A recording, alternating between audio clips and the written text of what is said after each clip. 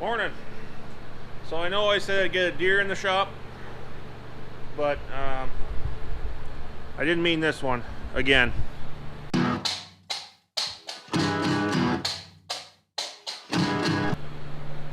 So yesterday, I wasn't really here when this happened. I was just leaving, but Dad was driving the machine out the driveway and started hearing clunking and a really bad vibration coming from the transmission.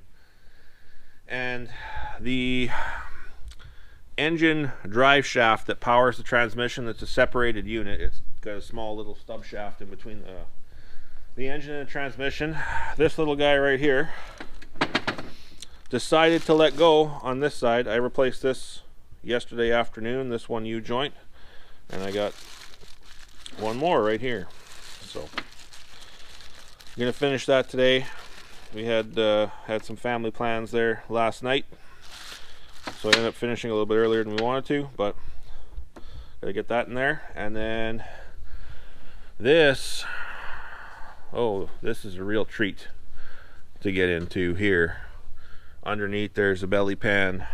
I think Dad put it on the other side here. Yeah. Gives us a chance to clean off the belly pan. That's pretty bad. So you can't even really see it in there. It's all by feel. We had a rope run in there to hold the drive line. I don't know if you'll be able to see it, but the yellow round plate back there is the transmission and the engine, obviously. So yeah, not exactly the Deere I was hoping for in here. I was thinking it was going to be a little bit more green. Gonna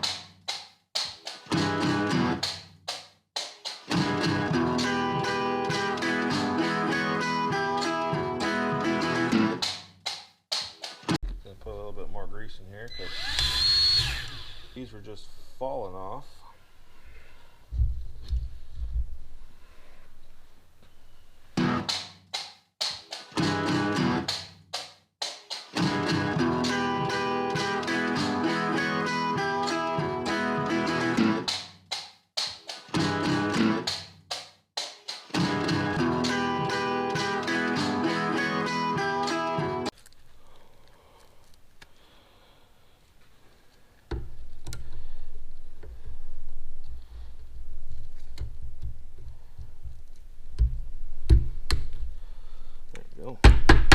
Perfect.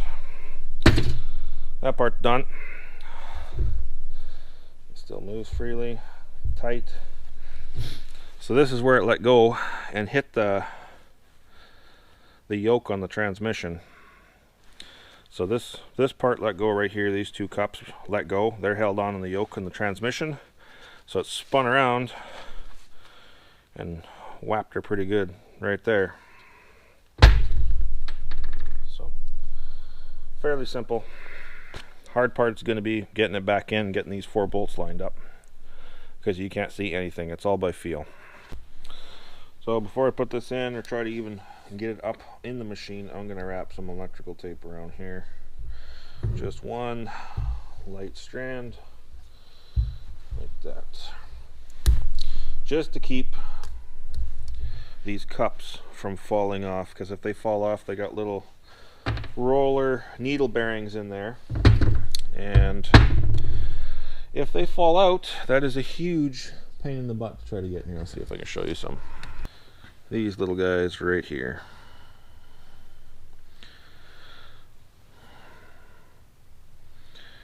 It's filled with a bunch of these, and they all roll. That's what keeps these moving. But yeah, if you drop one of these cups and any of these fall out and you can't find the rollers, well, they're junk. They're junk then. So just a little bit of insurance to keep that, because it is such a pain in the butt to get to that spot. I did put some grease in here. I don't want to put too much. I still want to be able to move and do what I have to with this.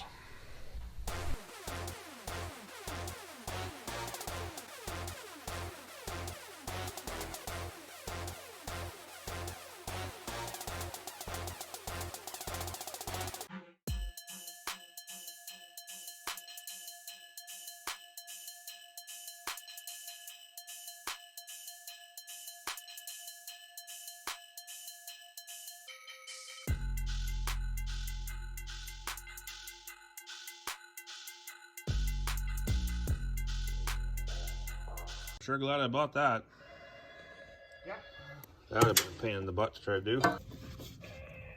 Just don't break the bolt. You taking a video or what? Yeah.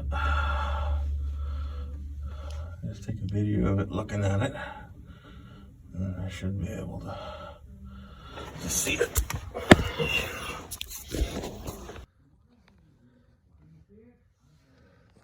Yeah, I can see it. Go ahead.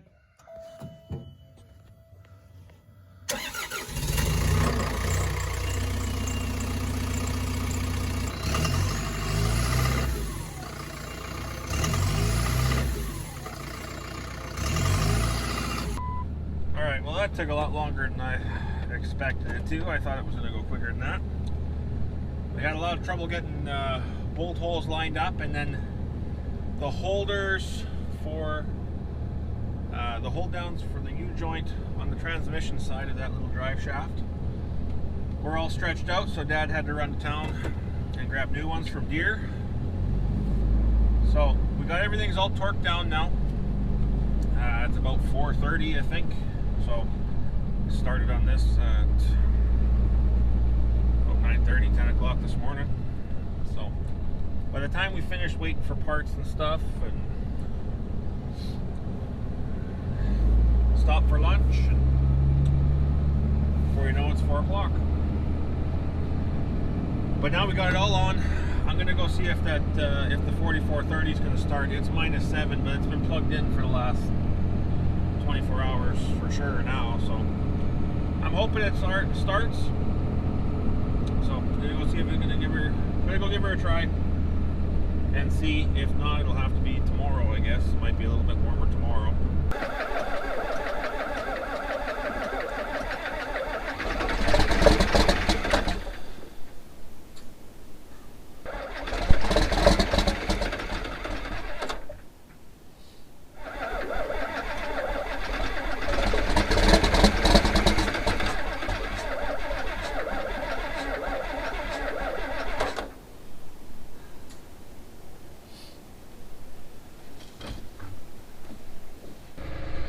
I don't think she's getting fuel.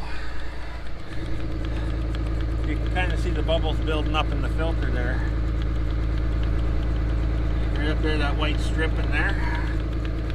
But I think my filters are partially frozen, because this should get harder to push, but it's not. So I pulled my two filters off here. It's pretty filthy behind there. It's not a big deal, but these holes, one of these holes had a chunk of crap in there. I think there was water in the filters, and the filters are frozen, so,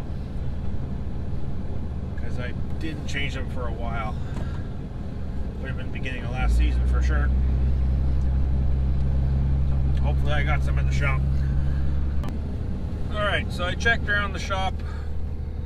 Don't have any fuel filters for that 4430. We're all out.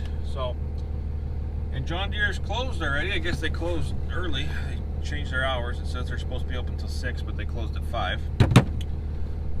So I guess I'm waiting until tomorrow. So while I was gone messing around with the filters there, Dad got the drive line all torqued down. That was hard. That was hard to get in there. It was not a very a very easy job. That was a can't see nothing, have to go by feel the entire job, and working up above a differential.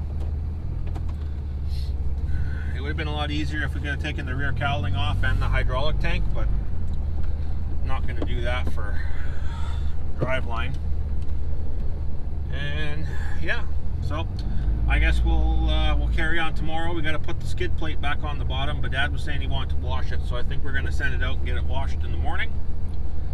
I'm going to go pick up some filters, and yeah, that's going to be it for today. So I'll see you guys in the morning.